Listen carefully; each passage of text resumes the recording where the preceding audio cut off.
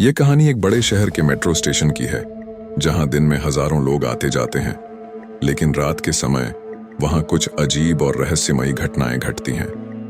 लोग कहते हैं कि इस मेट्रो स्टेशन पर रात के समय कुछ ऐसा होता है जो समझ के परे है। शहर का मेट्रो स्टेशन दिन के समय तो बिल्कुल सामान्य दिखता था, लाइट्स से जगमगाता, आने जाने वालों की भीड़ से भरा और हर तरफ शोर शराबा। लेकिन रात के समय जैसे ही आखिरी मेट्रो जाती थी, स्टेशन एक अजीब से सन्नाटे में डूब जाता था।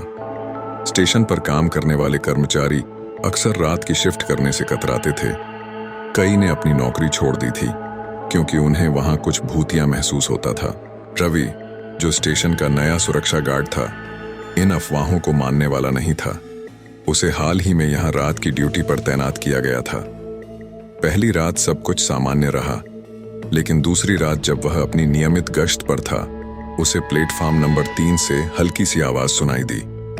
उसने जाकर देखा, लेकिन वहां कोई नहीं था। उसने इसे अपनी कल्पना समझकर नजरअंदाज कर दिया। अगली रात जैसे ही रवि अपनी ड्यूटी पर आया, स्टेशन में घुसते ही उसे अजीब सी ठंड महसूस हुई। प्लेटफॉर्म पर लगे घड़ी के टाइम में कुछ गड़बड़ लग रही थी। घड़ी रुक रुक कर चल रही थी और हर बार जब वह घड़ी देखता, उसे ऐसा लगता कि समय पीछे जा रहा है। रात करीब 2 बजे रवि को अचानक मेट्रो की पटरी पर किसी के चलने की आवाज सुनाई दी। जब वह जाकर देखता है तो उसे कोई दिखाई नहीं देता। यह सिलसिला हर रात चलने लगा। रवि ने अपने सीनियर से इस बारे में बात की। सीनियर ने उसे बताया कि यह स्टेशन 20 साल पहले बना था और तब से ही यह माना जाता है कि रात के समय यहाँ कुछ असामान्य घटित होता है। उन्होंने कहा कि जब स्टेशन का निर्माण हो रहा था, तब एक बड़ा हादसा हुआ था जिसमें कुछ मजदूरों की मौत हो गई थी। तब से लोग कहते हैं कि उनकी आत्माएं अब भी स्टेशन पर भटक रही हैं। एक रात रवि ने तय किया कि वह इस रहस्य की तह तक जाएगा। वह रात को 12 बजे प्लेटफॉर्म नंबर 3 पर बैठ गया। आधी रात बीतते ही उसे सामने से धुंधली आकृतियां दिखाई देने लगीं। अचानक उसे एक पुरानी मेट्रो की आवाज सुनाई दी जो पटरी पर दौड़ती आ रही थी। लेकिन वह मेट्रो असल में कहीं नहीं थी। वह मेट्रो जैसे हवा में घुल गई। रवि के पैरों के नीचे की जमीन कांपने लगी और उसे लगा कि वह किसी भयानक चीज का सामना कर रहा है। रवि को अचानक उस भूतहा मेट्रो का रहस्य समझ में आ गया। जिन मजदूरों की मौत हुई थी, उनकी आत्माएं इस स्टेशन पर फंसी हुई थीं। वे हर रात यहां आते थे, जैसे उनकी जिंदगी उस मेट्रो में सवार होकर कहीं जा रही हो, लेकिन वह यात्रा कभी पूरी नहीं होती। रवि को यह भी एहसास हुआ कि वे आत्माएं किसी को नुकसान पहुंचाने के लिए नहीं, बल्कि अपनी अधूरी यात्रा को पूरा करने के लिए स्टेशन पर आती हैं। रवि ने इस घटना को जानने के बाद एक स्थानीय पुजारी से बात की।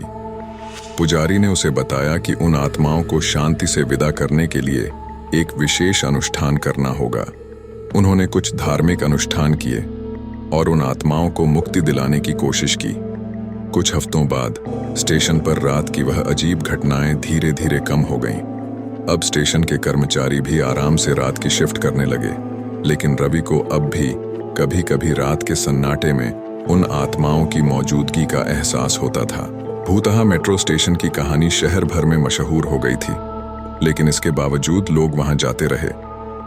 इस कहानी ने यह सिखाया कि कभी कभी जो चीजें हमें डरावनी लगती हैं, वे असल में किसी की अधूरी यात्रा या कोई अनसुलझा रहस्य हो सकता है। रवि के लिए यह अनुभव कभी न भूलने वाला था, लेकिन उसने सच्चाई का सामना करके उन आत्माओं को शांति दी थी। अब भी कभी कभी मेट्रो स्टेशन की आखिरी मेट्रो जाते ही लोग सोचते हैं, क्या वाकई वह मेट्रो आखिरी होती है, या फिर एक और मेट्रो होती है जो दिखाई नहीं देती लेकिन चलती रहती है भूतिया यात्रियों के लिए।